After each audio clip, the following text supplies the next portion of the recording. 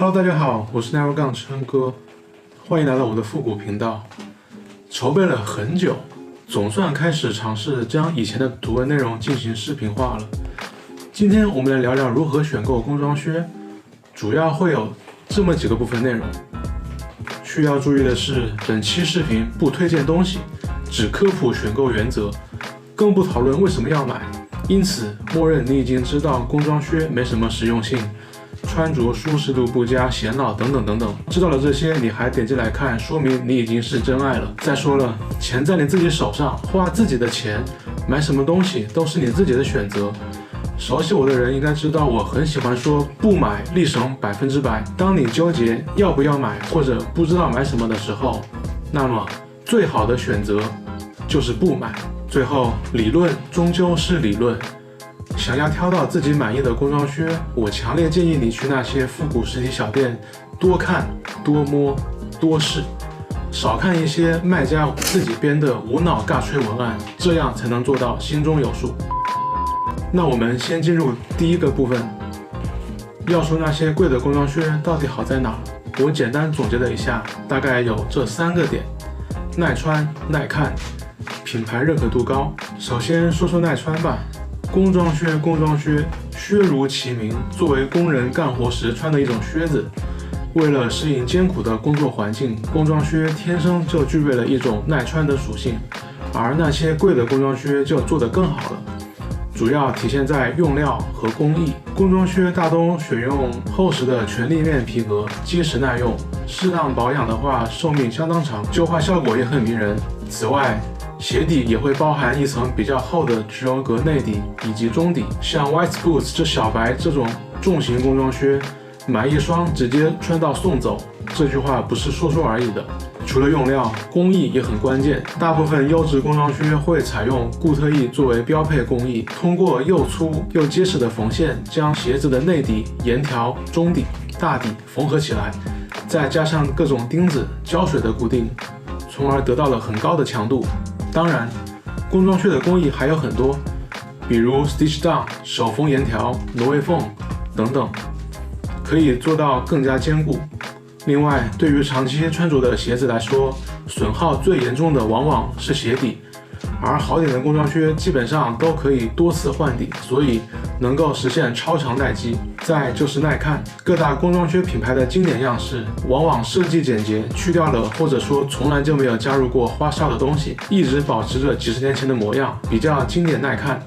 这点很像徕卡的 M7深，那么多年过去了都没怎么变过。另外，耐穿的特性保证了一双工装靴的寿命，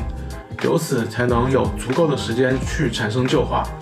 最后得到一双充满着时光痕迹的耐看靴子。最后就是品牌认可度高。如今在工装靴领域能占据一席之地的品牌，往往都有自己独特但又有点相似的创始故事。创始人艰苦创业，坚持制造高品质鞋靴，发展历程一波三折，从最初的辉煌到险些破产，再到重新恢复活力，最终熬过几十甚至上百年，成为了老牌，收获了一批忠实的粉丝，使得品牌认可度相当高。在此期间会积累几个颇具辨识度的鞋款，不断进行文化输出，由此进一步巩固了品牌的地位。以上这3点，我觉得起主导作用的就是品牌认可度了。只要牌子响，辨识度高，文化底蕴足，就算做出来的东西毛病不少，也能卖出更高的溢价。接下来就进入第2部分，选购工装靴。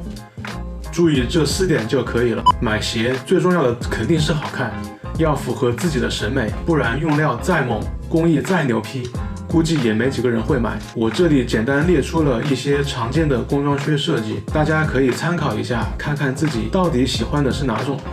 上面列的这些只是大致的分类，其中不少款式会有交集，比如很多服务靴的原型就来自军靴，还有部分来自警靴等等，这里就不详细展开了。将设计往下进一步细分的话，就得注意鞋楦了。鞋楦是一个模型，类似人脚的轮廓，做鞋就是让皮革慢慢在鞋楦上延展包覆，最后成型。不同鞋楦有不同的轮廓，在舒适度和美观程度上各有取舍，以实现一种平衡。好的鞋楦犹如一种艺术品，是鞋匠努力钻研，伴随着灵感迸发创造出来的作品。同一鞋型用不同的楦制作出来的效果会大有不同。关于鞋楦的选择，一般很依赖于个人的审美，毕竟萝卜白菜各有所爱，每个人都会有自己看对眼的鞋楦。再就是每个人脚型不同，能适应的楦型和宽度也会有所不同。如果自己不会判断的话，最稳妥的方式就是尽量选择知名品牌的经典款，比如弘毅的875、Auden 的 B 楦、Tanker 等等，然后根据自己的脚宽选择合适的宽度。一般来说，鞋楦就是一个品牌的护城河，是最难被模仿的地方。就算把原版鞋拿去1:1仿制，也很难精确还原鞋楦。所以有人说鞋楦是一双鞋的灵魂。举个例子，国内各种仿货875，无论号称仿得多么像，实物看起来都会和正品875有明显的区别，可谓一眼假。除了鞋楦外，其他的设计也很重要，关系到整双鞋整体的气质，比如高度是多少寸、鞋带孔的数量、鞋底的种类和厚度、沿条的样式等等等等，这里就不详细展开了。无论是皮鞋还是皮靴，终究是真皮制成的，皮料决定一双鞋整体的质感，进而也很大程度上影响着鞋的颜值。用好的皮革做出的鞋，往往表面油润，密度和光泽度都很不错，久经穿着后形成的折痕会比较细腻，这样旧化才能好看。而差的皮革做成的鞋，仅看图片可能会觉得不错，但没穿几次就难看得不行了。判断皮质是一个技术活，需要多接触实物才能知道个1、2、3。如果没有多年的相关经验，只看网上那些图片是很难判断皮革品质的。何况现在网上的商品图往往经过重度修图，就更难判断了。所以如果不懂的话，选择知名皮革厂的产品往往很难出错，比如美国的 Holloway 霍尔文、意大利的 ILCA、英国的 CFS、德国的万哈梅尔等等皮厂。如果一双鞋使用了这些厂的皮，那么一定会当做一个重要的产品卖点写出来。这里主要指的是鞋底的缝制工艺。工装靴上最常见的工艺就是固特异，追求严谨的话，固特异实际上是特指的机缝沿条工艺。鞋子的沿条内线是用机器缝上的，为了便于机器流水线生产，往往需要在内底上贴一道布条，然后将沿条的内底上的布条缝合起来。论物理强度的话，固特异比不上内底开槽的手缝沿条，所以使用了手缝沿条的鞋子一定都会特别标明，让自己与固特异机缝产品区分开来。除了固特异外，还有多种缝制工艺，比如挪威缝、Stitch Down、手缝沿条、手缝琴底、Triple Welt、Blake、胶粘、注塑等等，而每种工艺又有一些变种。厉害的鞋匠可以把一种工艺玩出花来，比如3、4、5、6、7层挪威缝、琴底加挪威缝等等。这些工艺我原来通过图文详细介绍过，以后有空的话我也来视频化一下好了。一般而言，固特异的强度就已经足够日常穿着了，但 Blake、胶粘这类工艺由于制造简单、强度低，坏的概率就会大一点。而且有些无良商家会用这2个工艺加上假沿条来冒充固特异，所以需要仔细鉴别。至于其他工艺，除了强度上的一点区别之外，更多的是对手工情怀、匠人精神的追求了。拿挪威缝来说，虽说强度更高，防水溅的能力也更好，但也改变了外观、设计风格啥的了。所以，对于工艺，具体还是根据自己的口味来进行选择吧。尺码是一个相当大的话题。首先，做鞋的品牌很多，不仅仅是工装牌子，如果算上一些正装牌子的话，少说也有200个了。接着，每个牌子都有自己不同的鞋楦，数量还不少。其次，每种鞋楦或者型号又有宽度的区别。再者，每个牌子还分欧码、美码、英码，或者自己也不知道用了什么尺码体系。比如有些日本牌子喜欢故意标大尺码。最后，你的2只脚往往也存在细小甚至肉眼可见的大小差异，并且在1天内的不同时刻还会充血、膨胀、变大。一切的一切造就了尺码之谜。所以我才说这是一个很大的话题。关于这点，我实在是没法详细说，只能建议大家有条件的话多去试穿了。我们进入到第3部分，几个认可度比较高的品牌。在介绍品牌之前，我先声明一下：一，本人只是一个单纯的复古爱好者，不与视频中的品牌及其所属经销商存在任何关联，没有任何厂家或公司对本视频提供了赞助。二，本人只是尽量客观地介绍我手里有的东西，介绍不等于推荐，不要认为我介绍的就是我推荐的，你喜欢什么买什么是你自己的事情。3. 本人得出的结论仅对于我自己手上的东西负责，不保证该结论可以推广到所有同类产品身上。而且工装靴这玩意的品控一向是不怎么乐观的，我手里翻车的不代表你以后买的都会翻车，反过来也一样。好了，下面开始。先来说说 Viberg， 这是个加拿大的牌子，创立于1931年，在玩家心中的地位很高，可以看作是工装靴中的奢侈品。最具代表性的鞋款就是这个2030炫的服务靴。这个款式远看很像绅士靴，鞋头略尖且比较修长，同时还比较扁，体现出一种优雅的感觉。但细看的话，又很容易发现工装鞋的特征，比如说比较粗的这种缝线。然后我这双是固特异工艺的。值得指出的是 Viberg 是比较有情怀和坚持的厂商，他们会在内底上用机器开槽，然后直接缝上沿条。这样的好处自然就是更加牢固了，不会出现布条开胶的情况。这个固特异的是单线，大家可以看到。这双用的是霍尔文的这个 C-XL 牛皮，它是一种茶芯皮，经过一些频繁的穿着，然后一些窝蹭的话，会在这个皮革表面有一些掉色的感觉。我相信很多这种复古玩家会很迷恋这种茶芯的效果，因为确实它的这种独特的掉色的感觉会给人一种这双鞋你穿了很久，陪伴了你很久这样一种感觉。然后就是我 Viberg 的另一个比较有代表性的鞋款叫310，它的这个最大的特点就是非常上翘的这个鞋头，而且这个头是一个很方的这种感觉，方中带翘。这个型号当时在日本非常非常火，很多日本的卡机玩家就特别迷恋这个型号，可能是觉得比较有特色吧。然后这双也用的是霍尔文的 C-XL 牛皮。然后其实 Viberg 的话，它也有做工程师这种款式。然后这双是比较少见的2060楦型，它是基于2030来设计的，但是加高了这个部分的脚背，以方便工程靴来进行穿脱。然后这双的工艺就是 Viberg 的看家工艺了，也不能说是看家，就是比较常见的 stitch down 工艺。这个双线再配合这个2060楦比较扁平的这种鞋头的话，就可以看到它进一步的突出了这个鞋头的扁平的感觉。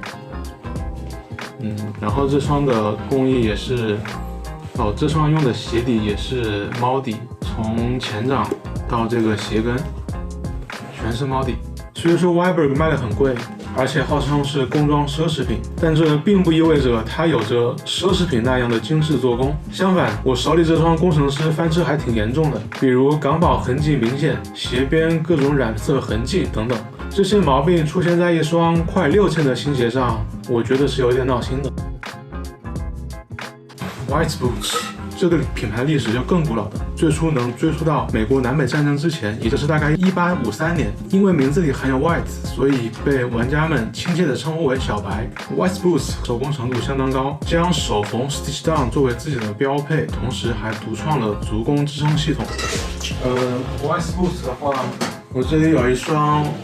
55楦的这样一个 semi dress， 创始人他设计这个鞋款的初衷就是既可以干活又可以出席那个年代的比较正式一点的场合，所以它这个型号叫做 semi dress， 也就是半正装，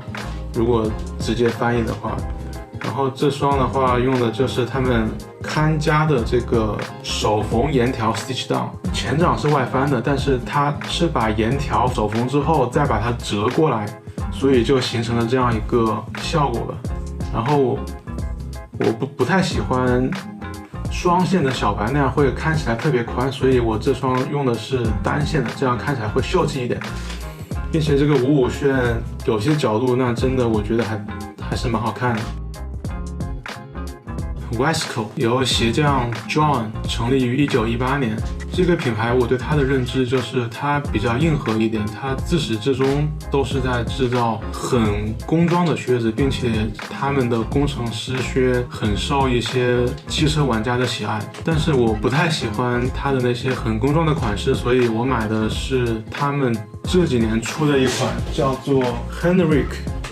这个鞋型，也是我个人比较喜欢的这样一个扁平鞋头的设计。它这个楦用的是 Westco 的1339，这双是霍尔文的 C×L 马皮，这个如果穿的够狠的话也会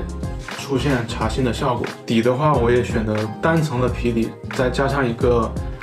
比较薄的 Vibram 的269的这样一个鞋底，看起来会比较轻便一点，不像它其他的那些款式那么的厚重，这个也是比较符合我个人的审美吧。Auden 这个牌子也有100多年了，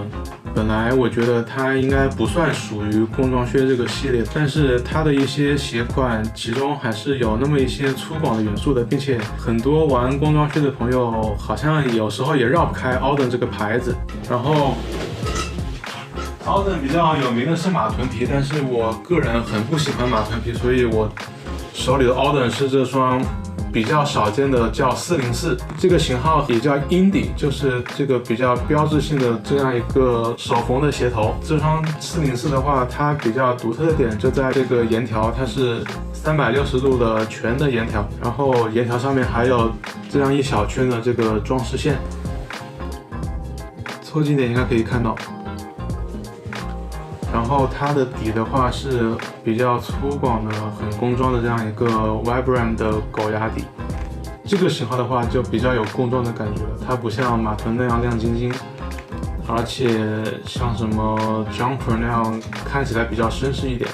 这个就是我觉得就是很有工装味的这样一款 Auden。由于这些美国牌子的做工都很粗犷，并不是所有人都能接受，所以这个领域出现了一些后起之秀的品牌，认可度也不错，比如日本的德永胜也，品牌定位我觉得有点像精致的小白，创立不过10几年，但是认可的人还不少。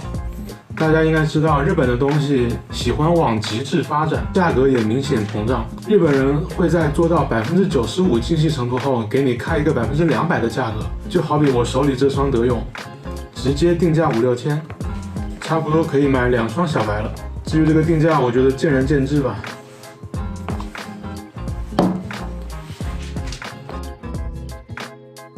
提到工装靴，弘毅肯定是绕不开的，所以我把它放在了最后。它至于工装靴，就像李维斯至于牛仔裤一样，很难被忽略，所以网上提到弘毅、科普弘毅、歌颂弘毅的各类文章实在是太多了，这也导致大街上各种875模样的工装靴越来越多了。我个人买的是这个弘毅的9016，这双买的很早了，应该穿了快6年了吧，15年买的。可以看到过了这么多年，这个皮子的油润度还挺不错的。这个是弘毅他自家 Featherstone 这个皮，据说是用牛身上密度最高的部位所开的，所以可以看到这个的确密度还挺不错的。鞋型的话是根据创始人的名字 Beckman 来命名的。对于大部分刚入坑的朋友来说，弘毅已经是比较高端的，同时也是该价位很均衡、很值得拥有的选择。除了这几个国外的牌子，这几年国内也涌现出了不少做工装靴的品牌。我同样也买了很多，平心而论，我买的这些是做的挺不错的。比如我手里的这2双。旧话大家也能看到，其实也并不像网上无脑喷的那么差，相反我觉得还挺好的。但这些只是我作为个体的感觉，整个品牌的定位以及认可度还是存在很大的问题的。也许只有时间才能证明这些了。熟悉我的朋友应该知道我买的什么品牌，但由于这个视频列举的是认可度比较高的品牌，所以我这里就不展开国产品牌了。OK， 例子就举这么多。精力有限，没法在一个视频中列举太多品牌，所以不要问我为什么没有叉叉叉品牌。实在要问的话，我原来写过一篇工装靴品牌大全，去看那篇就完事了。总之，手工鞋真的是大坑，入了坑之后就会总想着买鞋。本来买这种复杂工艺制造的鞋，初衷就是为了省鞋，毕竟一双能穿很多年。但结果却买了更多的鞋，就像每个人当初为了学网购是为了省钱一样。第一次做这种视频，从零开始，各种学习拍摄剪辑，最终总算弄出来了，而且不来虚的，直接弄出来一个这么长的视频。非常感谢各位能看到这里，如果觉得做的还行，就请给点反馈，比如点赞、收藏，在各个地方扩散一下，让我能有动力继续去干下一波。谢谢大家，我们下期再见，拜拜。